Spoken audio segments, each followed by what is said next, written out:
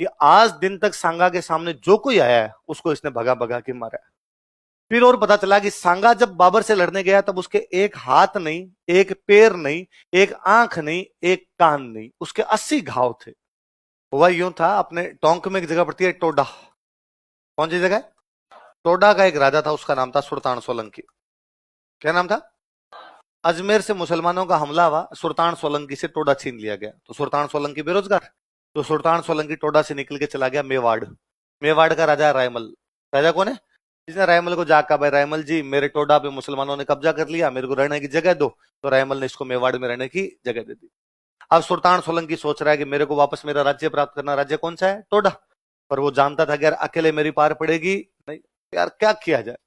सुल्तान सोलंकी की एक राजकुमारी थी, उस राजकुमारी का नाम था तारा। क्या नाम था?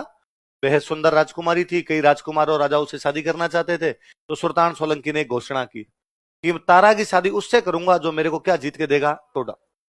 ये बात रायमल जी को पता चली। रायमल जी ने अपने बेटों को बुलाया। रायमल जी के 13 बेटे थे। कितने बेटे थे? 13। ये पृथ्वीराज, जयमल, ये 13 थे। इनको बुलाया, इनको बुलाकर भाई मार्केट में ऑफर आ रखा है, टोडा जीतो और तारा से शादी करो। कौन करेगा? जयमल ने हाथ खड़ा किया। जयमल ने कहा मैं कर दूंगा। रायमल जी ने सुल्तान सोलंकी का, भाई मेरा बेटा जयमल तुम्हें टोडा जीत के देगा और तुम उसकी शादी किसके साथ कर देना? तारा। सुल्तान सोलंकी ने कहा सगाई तो आज ही पक्की। तो जयमल की सगाई किसके साथ कर दी गई? तारा। भाई बात कर ली, भाई हाँ ठीक है कर देंगे, सगाई का मतलब बात कर दी कि कर देंगे। अब जयमल तैयारियां कर रहा है इधर कि भाई अपने को युद्ध करना है, युद्ध करके क्या जीतना है अपने को? टोडा। दिल्ली अपने दोस्तों के साथ शिकार करने के लिए जाए, घोड़ों को दौड़ाए। इस युद्ध से पहले घोड़ों को तैयार करते, घोड़े को दौड़ा के एकदम तैयार रखते कि वरना अचानक घोड़ा युद्ध में जाकर खड़ा हो गया तो घोड़ों को दौड़ाए। एक दिन कोई शाम का सा टाइम और सारे दोस्त साथ में बैठे, एक किसी दोस्त ने यूं जयमल को छेड़ दिया, और जयमल भाभी जी से बातचीत होती है कि नहीं होती? जयमल ने कहा नहीं। तो क्या बात करता है, इंस्टा पे भी कोई? उसने कहा नहीं तो। अरे कि यार मॉडर्न जमाना है यार, आजकल तो लोग मिल लेते हैं, तू बात ही नहीं करता है, और ये तो बहुत गलत बात है।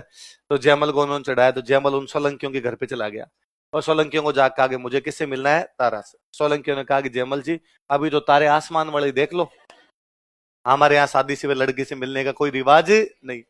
जयमल ने कहा अरे ये ठीक बदतमीजी है, एक तो मैं तुम्हारा जवाई हूं और जवाई से ऐसे बातचीत करते हैं क्या? और फिर तुम मेरे खुद के राज्य में बैठे हो, मेवाड़ मेरे बाप का राज है, और तुम मेरे से इस प्रकार की बात करते हो? मैं मिलूंगा, तुम कौन होते हो रोकने वाले? सोलंकी ने कहा जवाई साहब चुपचाप चले जाओ, महंगा पड़ जाएगा।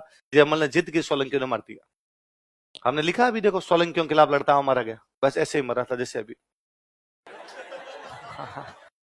मैं ऐसे लिखवाना नहीं चाहता जी, लड़की के काम आ गया था। बेइज्जती होती है ना पुरुषों को बचाने के लिए, लड़कों तुम्हारी इज्जत बचाने के लिए मैं इस प्रकार लिखा देता हूँ ये लाइन, है ना।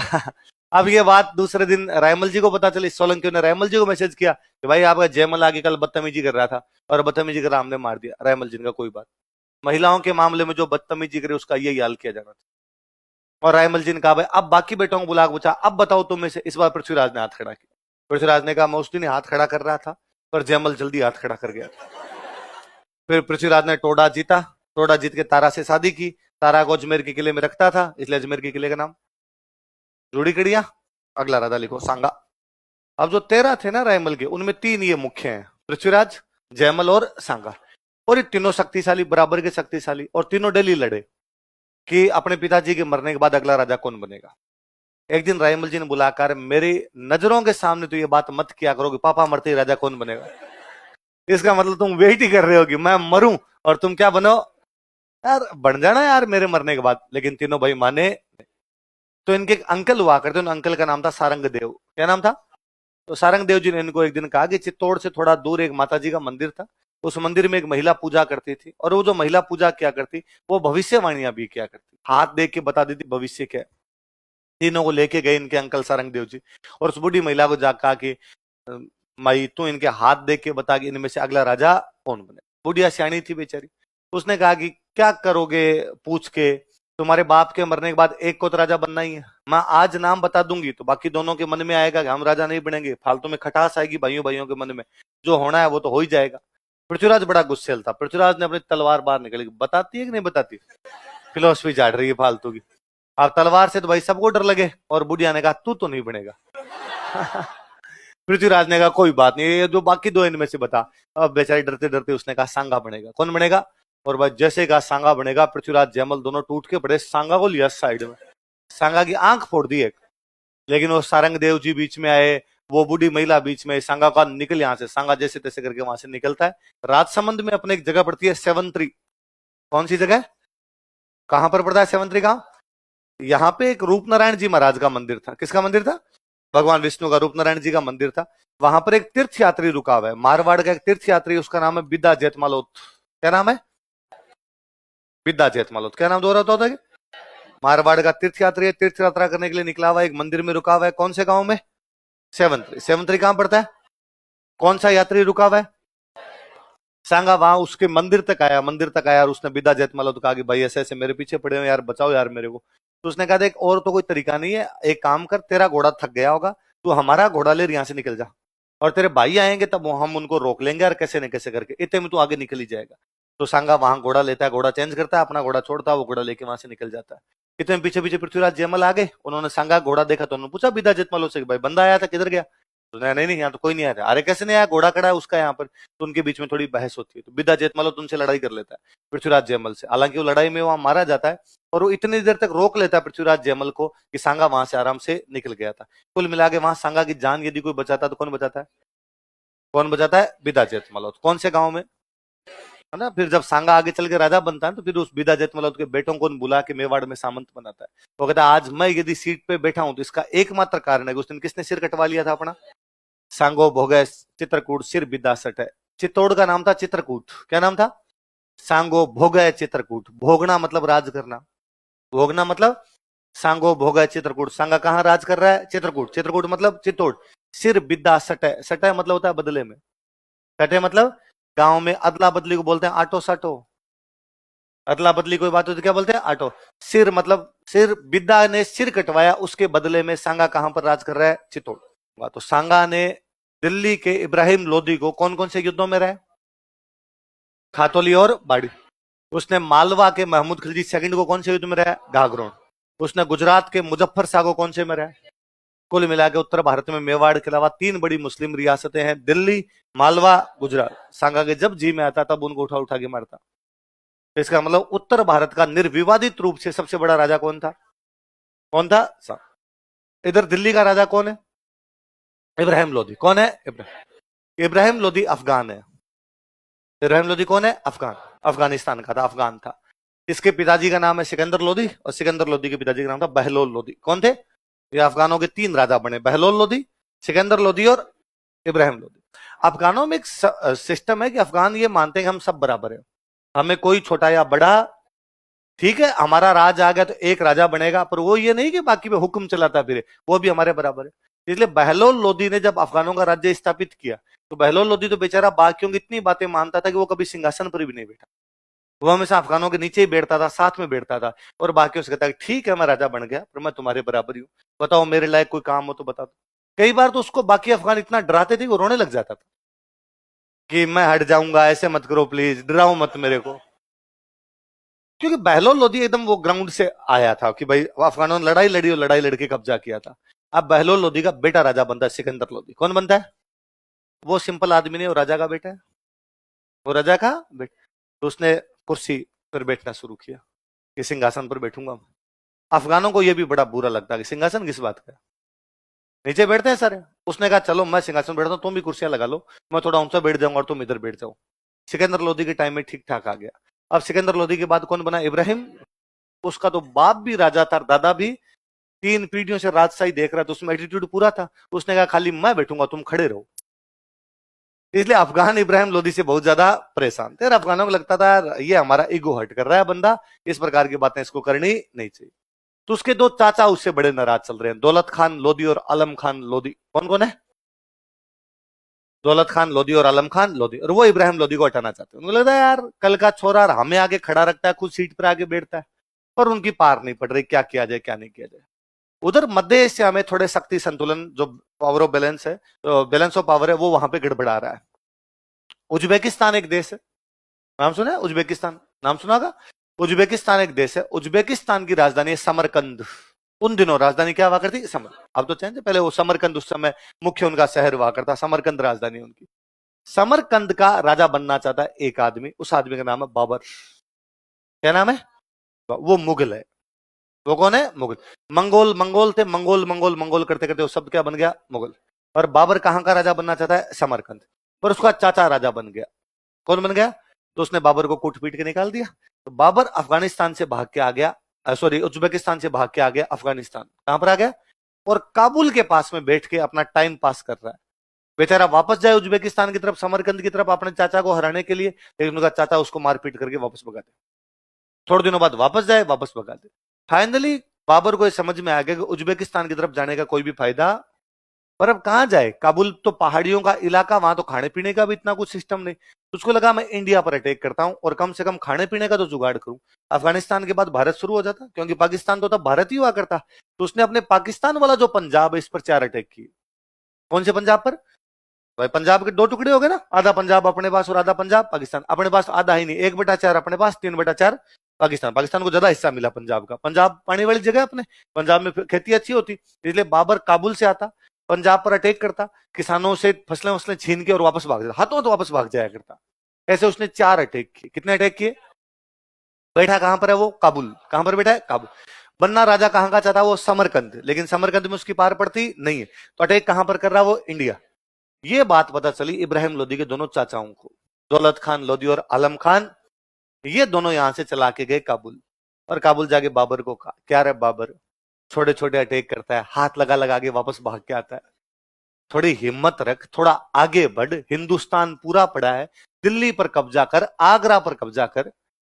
तो बाबर ने कहा, यार उधर इब्राहिम लोदी बैठा है, वो कूट देगा तो मैं तो टाइम पास कर रहा हूं। उसने कहा, इब्राहिम लोदी कुछ ही नहीं करेगा। कैसे कुछ नहीं करेगा? उसने कहा, हम दोनों इब्राहिम लोदी के चाचा हैं, हम बुलाने आए, हम इब्राहिम लोदी के साथ नहीं, हमारे जैसे कई और है जो उसके साथ में नहीं। तो बाबर का हौसला बढ़ा, बाबर इस बार पंजाब क्रॉस कर लेता है। जब तक वो पंजाब पर अटैक कर रहा था, इब्राहिम लोदी ने लोड लिया नहीं, और लोड लेता तो भी इब्राहिम लोदी था शक्तिशाली था नहीं, करता गया। पर अब जब पंजाब क्रॉस कर, इब्राहिम लोदी को लगा पंजाब क्रॉस करने के बाद तो दिल्ली आने में बीच में एक ही राज्य है, हरियाणा। पंजाब क्रॉस करे हरियाणा, हरियाणा से क्या जाएगा? दिल्ली। और इन लोदियों के पास 2 बड़े सेंटर, एक तो दिल्ली और एक आगरा। कौन कौन से? तो यार दिल्ली आ जाएगा, अपना एक सेंटर चला जाएगा। तो इब्राहिम लोदी उधर दिल्ली से क्रॉस करता है। तो इब्राहिम लोदी दिल्ली से हरियाणा आता है, बाबर पंजाब से हरियाणा आता है। रास्ते में दोनों एक जगह मिलते हैं, पानीपत। कहां मिलते हैं? और बाबर और इब्राहिम लोदी के बीच में होता है पानीपत का पहला युद्ध। कौन सा युद्ध होता है? 1526। कब की बात है? और बाबर इब्राहिम लोदी को मार देता है। दिल्ली का पहला राजा, सल्तनत का पहला राजा जो युद्ध में लड़ता हुआ मारा गया था, वो कौन था? अब राजा लड़ता हुआ मारा ही गया, तो दिल्ली और आगरा दोनों पर कब्जा किसने कर लिया? बाबर। चेंज हो गया।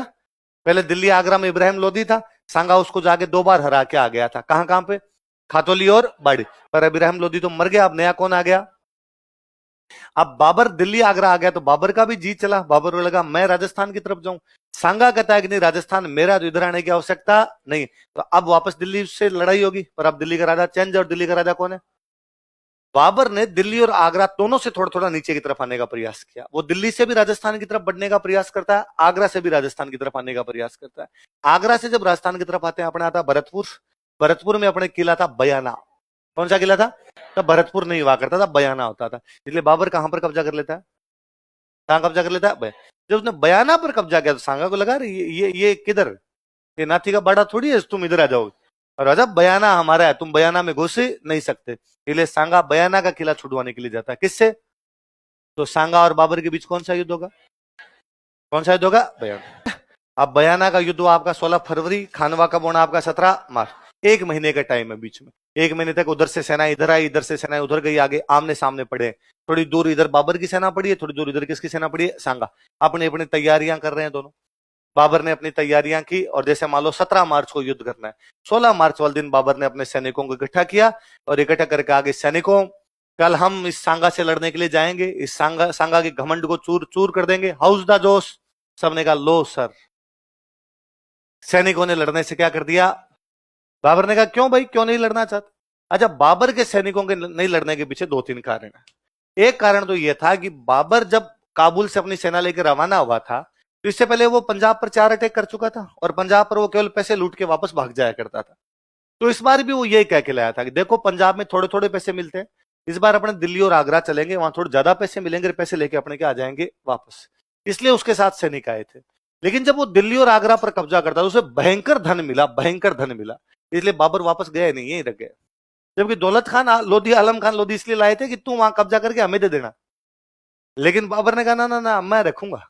और बाबर अपनी बाबरनामा में लिखता है, अब हमें काबुल की गरीबी फिर नहीं चाहिए, दोबारा उस लिचड़ खाने में हम जाएंगे। भूख मर गए, वहां चने खा खा के टाइम पास कर रहे थे। यहाँ दिल्ली और आगरा में रुपए, इतने रुपए मिले थे बाबर को दिल्ली आगरा में कि उसने काबुल के हर आदमी को एक एक चांदी का सिक्का दिया था। तो भयंकर धन मिला, तो उसने जाने से क्या कर दिया, मना। अब राजा तो ठीक है जाने से मना कर देगा, पर फौजियों ने कहा कि सर हमारे वहां से संदेश से आते हैं, है ना, घर में एक बूढ़ी माँ वाली हालत हो रखी यार, और हमें वापस जाना यार, तेरे चक्कर में हम यहाँ पर बैठे में। एक तो वो कारण है। दूसरा कारण यह था कि मुसलमान राजाओं में एक अच्छी बात यह थी कि वो सामने वाले दुश्मन की पूरी जासूसी करवाते। तो जब बाबर ने सांगा की जासूसी करवाई तो पता चला कि आज दिन तक सांगा के सामने जो कोई आया है उसको इसने भगा भगा के मारा है।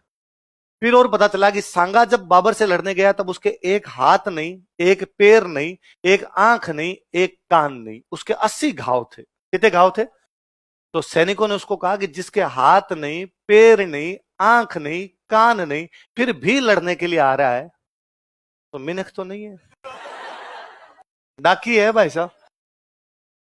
इसमें तेरा घाटा, उसका, उसके क्या बिगड़ना है भाई साहब? जिसके हाथ नहीं, पैर नहीं, आंख नहीं, कान नहीं, तो उसको मृत्यु का कोई भय, वो साक्षात यमराज हो चुका है खुद।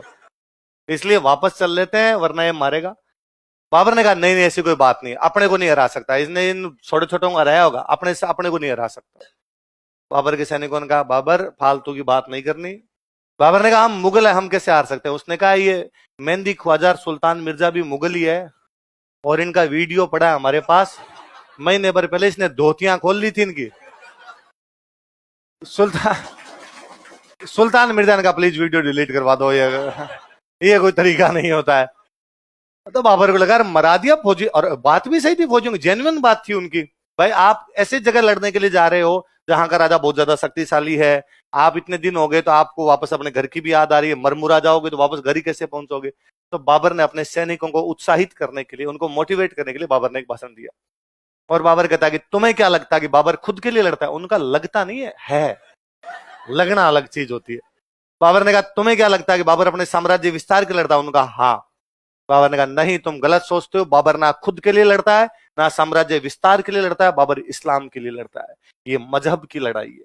अल्लाह ताला ने मुझे फरमाया है कि धरती के इस छोर से लेके उस छोर तक, मैदानों में, पहाड़ों में, पठारों में, मरुस्थल में इस्लाम का झंडा फहराना। इसलिए कल मैं जिहाद करूंगा। क्या करूंगा? जो धर्म के लिए लड़ाइयां होती उनको क्या बोला करते?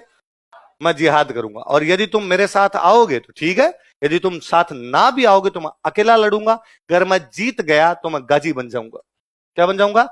वे योद्धा जो धर्म की लड़ाइयां करते उनको क्या बोला करते थे?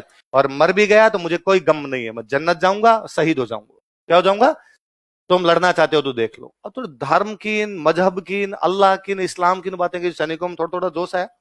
पर एक आधे कोई फौजी साहब इंटेलिजेंट थे, फौजी साहब उनका रुक रुक बाबर, एक सवाल का जवाब। हाँ, उनका तेरे मुंह से मजहब, इस्लाम, अल्लाह, कुरान की बातें अच्छी नहीं लगती। कैसे? क्या कुरान शरीफ ये भी कहती है कि शराब पीना हराम है और दारूड़ी है, सुबह शाम पीता है तू। बाबर ढंका दारूड़ी आदमी था। उसकी बाबरनामा पढ़ लो तो जगह जगह लिखता है आज सुबह सुबह मैं उठा, शरीर टूट रहा था, फिर 2 एक पेक लिए तब जाके तंदुरुस्ती आई। दोपहर में तो मैं नहीं पीना चाहता था, पर रिश्तेदार आ गए थे, अब रिश्तेदारों को सूखा खाना तो कैसे खिलाया जाए, उनके चक्कर में 2 पेक लिए। शाम को तो मौसम ही ठंडा हो गया था, पूरे दिन पिया हुआ रहता था। और बाबर जब भाषण दे रहा था तब भी उसके हाथ में गिलास था। ऐसा भाषण आदमी पी के दे सकता? दारूबाज आदमी। इस्लाम में यह भी है कि शराब नहीं पीनी चाहिए मुसलमान को, और तू शराब पीता है। और बाबर को लगा मामला गंभीर है। बाबर ने गिलास फेंक दिया। बाबर ने कहा बाबर कसम खाता है कि आज के बाद शराब के हाथ नहीं लगाएगा। तो सैनिकों ने कहा सर पेटी पड़ी है अंदर अपना। बाबर ने कहा फेंक दो ये भी। तो बाबर इस युद्ध से पहले क्या नहीं पीने की सौगंध खाता है? एक भोसा बोर खड़े। उनका सर एक प्लीज प्लीज एक सवाल और बताओ।